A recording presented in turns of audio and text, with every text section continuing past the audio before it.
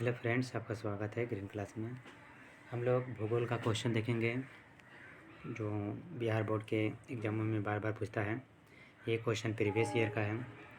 Question क्या है, इसका आंसर कैसे लिखेंगे, आइए देखते हैं।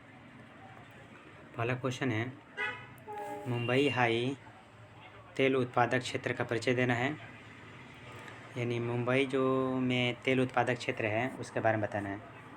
तो मुंबई हाई तेल उत्पादक क्षेत्र मुंबई समुद्र तट से 176 किलोमीटर दूर उत्तर पश्चिम के अरब सागर में स्थित है। मुंबई तट है, जो मुंबई के समुद्र तट है उससे 176 किलोमीटर दूर उत्तर पश्चिम के समुद्र तट में स्थित है। ये हो गया। यहाँ 80 करोड़ टन तेल का भंडार का अनुमान है। यहाँ पे कितना टन का अनुमान है? तो 80 करोड़ टन तेल का भंडार का अनुमान है यहाँ पे है। इसकी शुरुआत 1975 में हुई थी। तो ये उसका परिचय था, मुंबई तेल उत्पादक क्षेत्र का। आइए नेक्स्ट क्वेश्चन देखते हैं। हरित क्रांति से आप क्या समझते हैं? तो कृषि के क्षेत्र में होने वाली क्रांति को हरित क्रांति कहा जाता है। सही बात है। कृषि के क्षेत्र में जो भी क्रांति आएगी या बीज को लेकर या खाद को लेकर, उसी को हरित क्रांति कहा जाता है। हरित क्रांति के जनक कौन है? एम.एस. स्वामीनाथन है। एम.एस. स्वामीनाथन को कहा जाता है। यह क्रांति गेहूं के उत्पादन से संबंधित है, तो आप इसे ध्यान रखिएगा। नेक्स्ट क्वेश्चन है, आर्थिक नई नीति के मुख्य बिंदुओं का वर्णन करना है। तो नई आर्थिक नीति 2006 के आने के बाद, जब नई आर्थिक नीति 2006 में आई थी, तो बिहार में 2006-07 में भागलपुर में हथकरघा का निर्माण हुआ था और पटना में जो हवाई अड्डा था उसमें कार्गो कॉम्प्लेक्स की स्थापना भी हुई थी और उसके द्वारा, और इसके अलावा फतुहा में कंटेनर डिपो की स्थापना हुई थी। ये 3 वो बिंदु है 2006-07 में हुआ है। ये 3 कार्य हुआ है। नेक्स्ट क्वेश्चन देखते हैं, वन विनाश के मुख्य 2 कारक बताना है। तो वन विनाश के मुख्य 2 कारक कैसे लिखेंगे? तो पहला क्या है, वन के विनाश कैसे होता है उसका कारण बताना है। तो पहला होता है, वनों को काट कर लोग खेत बना देते हैं, इससे वन का विनाश हो जाता है। और उसके बाद 2 नंबर क्या है, पशुचारण कर देते हैं, छोटे छोटे पौधे लगते हैं, उससे पशुओं के द्वारा चरा दिया जाता है, या ईंधन के लिए लकड़ियाँ को काट दिया जाता है, जलावन के लिए लकड़ियाँ काट दिया जाता है। तो इससे क्या होता है, वन का विनाश हो जाता है। तो ये दोनों मुख्य विनाश के कारण हैं।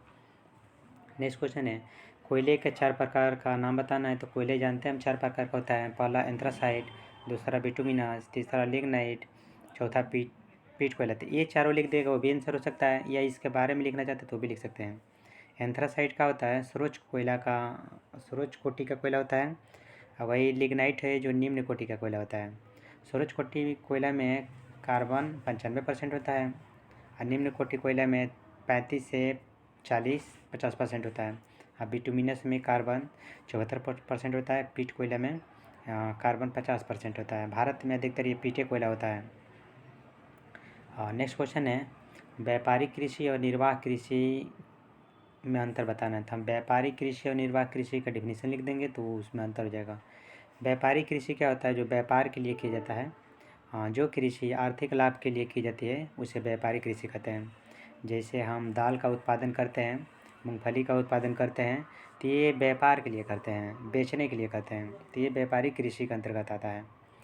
निर्वाह कृषि में कहता है जो कृषि जीवन निर्वाह के लिए की जाती है, यानी धान का उत्पादन और गेहूं का उत्पादन किया जाता है खाने के लिए, अपने खाने के लिए, परिवार के खाने के लिए, तो वैसे कृषि को निर्वाह कृषि कहते हैं। नेक्स्ट क्वेश्चन है, चावल की खेती के लिए उपयुक्त क्या बताना है और भौगोलिक दशा बताना है। मैंने चावल की खेती के लिए क्या क्या ज़रूरी है? तो चावल की खेती के लिए निम्न दशाएं होना ज़रूरी है।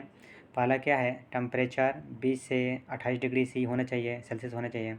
आर्द्रता माने खेतों में नमी 120 से और 150 होना चाहिए खेतों में, तभी चावल की खेती अच्छा होगा। कम वर्षा वाले क्षेत्रों में नहरों की व्यवस्था होनी चाहिए, तभी वहाँ पे चावल की खेती हो सकती है। नेक्स्ट क्वेश्चन है, समोच्च रेखा से आप क्या समझते हैं?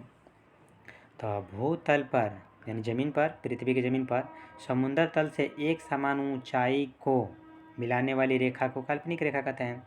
जो भूतल होता है और समुद्र तल होता है, इसी को मिलाने वाली एक समान जो ऊंचाई वाली रेखा होती है, जो काल्पनिक रेखा मैंने खींची जाती है नक्शे में, उसी को समुच्चय रेखा कहते हैं। ये इसको बादामी रंग से मैंने दिखाया जाता है इस रेखा को। इस विधि को ऊंचावच प्रदर्शन की सर्वोत्कृष्ट विधि माना जाता है। जो ऊंचे खाली जगह होते हैं और उसके लिए इसे अच्छा विधि माना जाता है। इसका रंग क्या होता है? बादामी होता है। नेक्स्ट क्वेश्चन है, भारतीय रेल परिवहन की विशेषता बताना है। तो आप बोलिएगा भारतीय रेल परिवहन की प्रमुख विशेषता निम्न है। पहला क्या है? भारतीय रेल प्रणाली एशिया महादेश की सबसे बड़ी रेल प्रणाली है, ये सबको जानता है। इसकी शुरुआत 1853 में मुंबई से ठाणे हुई थी, डलहौजी के कार्यकाल में। तीसरा क्या है? रेल दुर्घटना को रोकने के लिए एसीडी की स्थापना की गई थी। ऐसे वीडियो देखने के लिए चैनल को सब्सक्राइब कीजिए तथा बेल आइकन घंटी को दबाइए, जिससे आने वाले नए नए वीडियो आप तक पहुंच सके। धन्यवाद आप सभी को।